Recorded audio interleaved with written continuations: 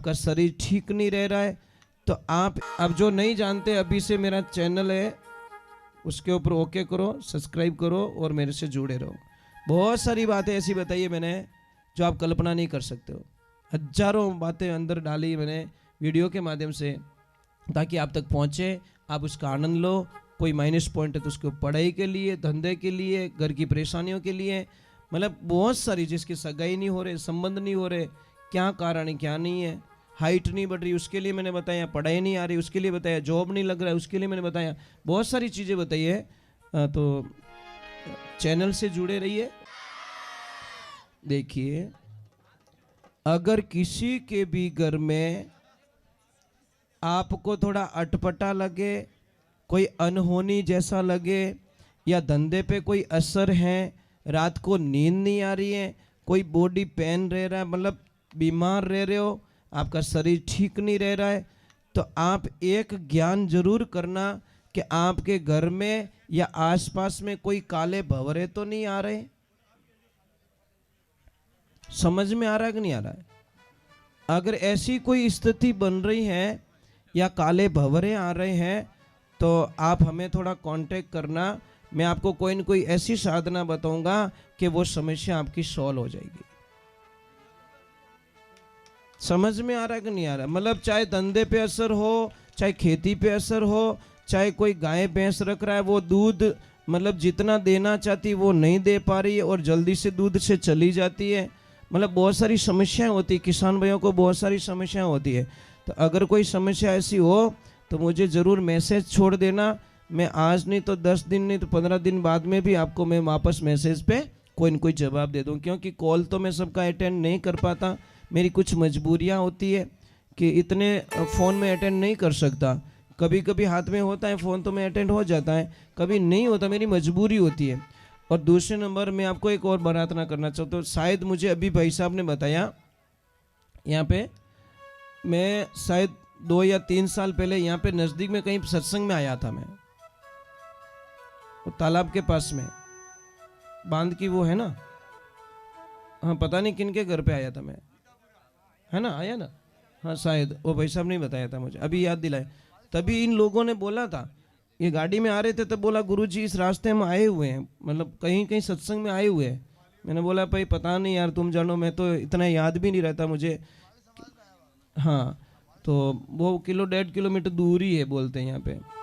तो वहाँ पे मैं आया था उनका गृह प्रवेश में। एक मेरी प्रार्थना रहेगी, किसी के भी कोई भी प्रॉब्लम्स हो, कोई भी समस्या हो, आप भगवान के विश्वास को मत छोड़ो। आप अगर आस्था रख रहे हो तो पूरी रखो। कहते हैं कि नारद जी है ना, नारद जी भगवान शंकर के दरबार जाते हैं कैलाश,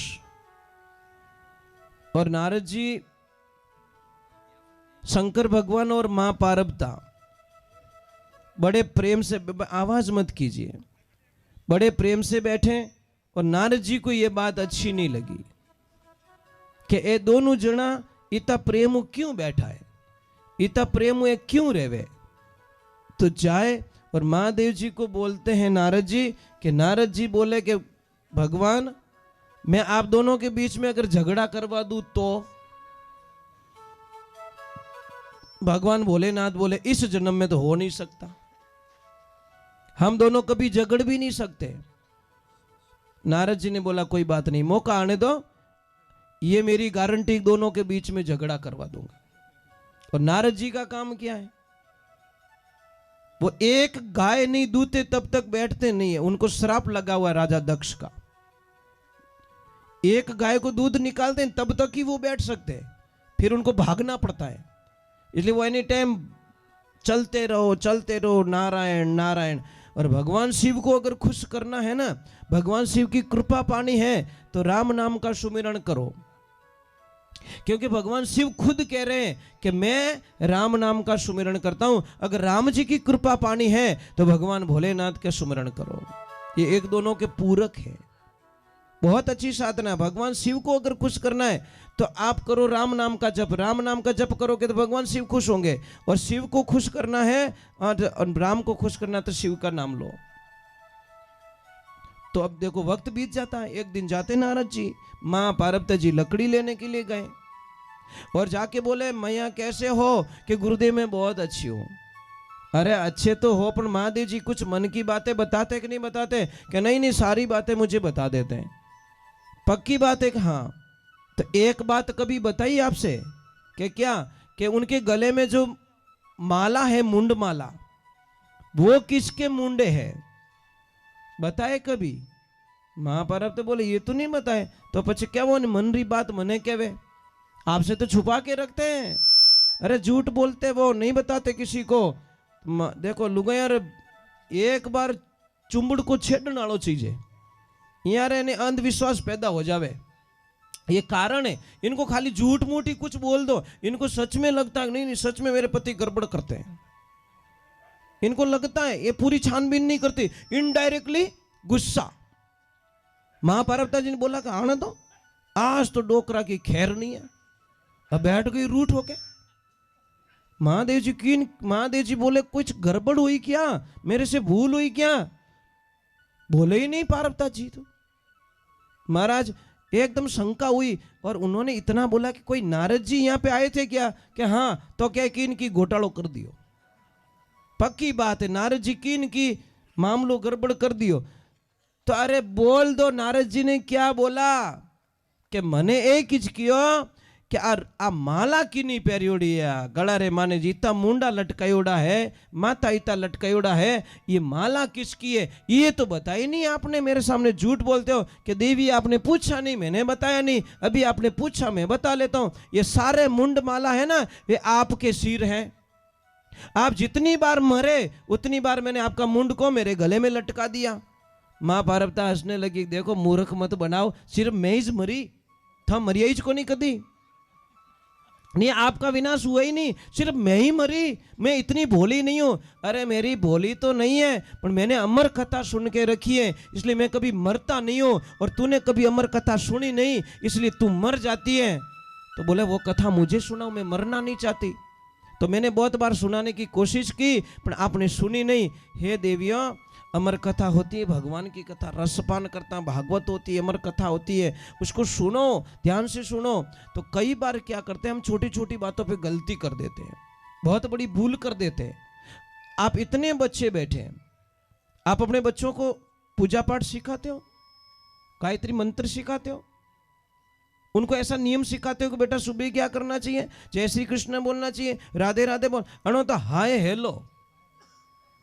और बड़ी मेहरबानी हुई है मोबाइल की, इतनी कृपा हुई है कि तुम्हारे बच्चे तुमसे दूर चले जाएंगे। मोबाइल के अलावा उनको कुछ नहीं चाहिए। अबे माँ बाप इतना खरा लागे टाबरों ने, जिन्हें आप कल्पना नहीं कर सको। मोबाइल नहीं दियो रहे ना तो साहब वो टाबर कांटा कहीं डिसीजन लेवे।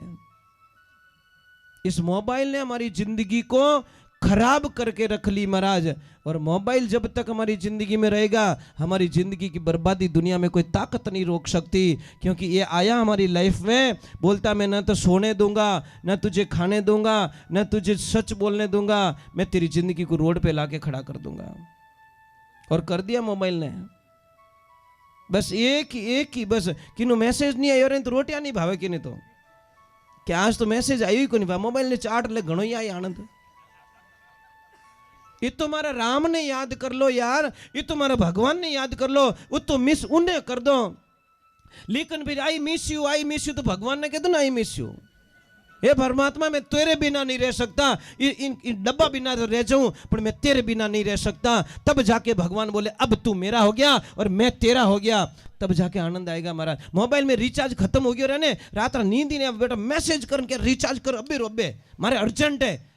ओ मन डिचार्ज होवे तो इस मन को चार्ज करना है तो सत्संग में ले जाओ, हरि कथा सुनाओ, भगवान के भजन सुनाओ, तब जाके ये मन चार्ज होगा और भगवान रो बैलेंस आई महाराज। थोड़ा तो राम जी रो नाम रो बैलेंस डालो कानों में, सुबह सुबह राम जी रो भजन लगाए तो टाबरों ने हुआ भी को नहीं कि प्लीज। और आजकल बच्चियों ने मम्मी को आम बढ़ाई दे कि please mom not disturb me.